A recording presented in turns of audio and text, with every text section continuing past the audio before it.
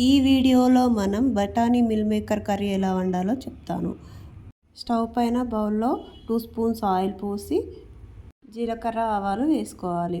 అందులో చిన్న చిన్నగా కట్ చేసుకున్న ఆనియన్స్ వేసుకోవాలి. రెడ్గా గోలే వరకు చూసుకోవాలి. ఆ లోపు మనం చిన్న చిన్న ముక్కలుగా కట్ చేసుకున్న టమాటాలను 3, పెరుగు, ధనియాల పౌడర్, పసుపు, జీలకర్ర వేసుకోవాలి. మెత్తగా మిక్సీ పట్టుకోవాలి. ఈ విధంగా పట్టుకున్న తర్వాత పక్కకు పెట్టి రెడ్గా గోలిన ఆనియన్ను చూసి అందులో లవంగాలు, చెక్క, అల్లం వేసి బాగా గోలివ్వాలి. మాడనివ్వకుండా చూసుకోవాలి. కింద మాడిందంటే టేస్ట్ అనేది చేదుగా వస్తుంది. తర్వాత మిక్సీలో పట్టి పెట్టుకున్న టమాటా జ్యూస్ని ఈ విధంగా అందులో వేసుకోవాలి. అందులో పచ్చిమిర్చి ముందుగానైనా వేసుకోవచ్చు, ఇందులో అయినా వేసుకోవచ్చు.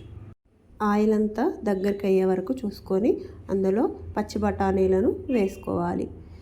5 నిమిషాలు ఉడికించుకున్న తర్వాత అందులోకి మనం బాగా వేడెక్కే వరకు చూసుకోవాలి.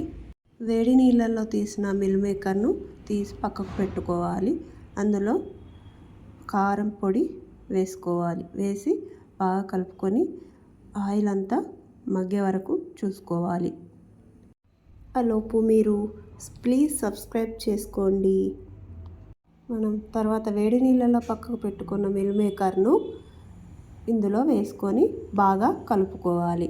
2-3 సార్లు కలుపుకున్న తర్వాత దాని మీద ఉడికించిన తర్వాత కొద్దిగా సరిపడా వాటర్ పోసాక ఈ విధంగా చివరకు ఉప్పు వేసుకొని మిరియాల పౌడర్ వేసుకొని ఈ విధంగా ఉడికే వరకు చూసుకోవాలి. చివరగా కొత్తిమీర వేసి దించాలి. Please subscribe. జై శ్రీ.